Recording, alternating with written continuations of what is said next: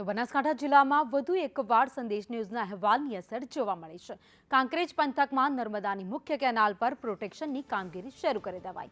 2 દિવસ અગાઉ સંદેશ ન્યૂઝે પ્રોટેક્શન વિહોણી કેનાલો જોખમી સાબિત થવાનો અહેવાલ પ્રસારિત કર્યો હતો, તેમજ કેનાલની આસપાસ પ્રોટેક્શન વોલ બનાવવા માંગ પણ કરવામાં આવી હતી। સંદેશ ન્યૂઝના અહેવાલ બાદ તંત્ર જાગ્યું અને પ્રોટેક્શન વોલની કામગીરી શરૂ કરી।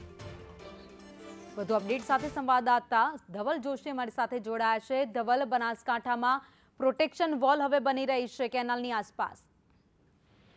ભાવિની ચોક્કસથી વાત કરવામાં આવે તો બનાસકાંઠા જિલ્લામાં વધુ એક વખત સંદેશના અહેવાલની ધારદાર અસર છે તે જોવા મળી છે। મહત્વની વાત છે કે બનાસકાંઠા જિલ્લાના કાંકરેજ પંથકમાંથી નર્મદાની કેનાલ જે પસાર થઈ રહી છે ને, આ કેનાલ છે તે પ્રોટેક્શન વોલ વિહોણી હતી, એટલે કે આ કેનાલની અંદર ગમે ત્યારે રસ્તા પરથી પસાર થતા વાહનો છે તે કેનાલની અંદર ગરકાવ થવાની ભીતિ હતી અને તેને જ લઈને સંદેશ ન્યૂઝે 2 દિવસ પહેલા એક અહેવાલ પ્રસારિત કર્યો હતો અને આ કેનાલોની આસપાસ પ્રોટેક્શન વોલ બને તેવી માંગ કરી હતી।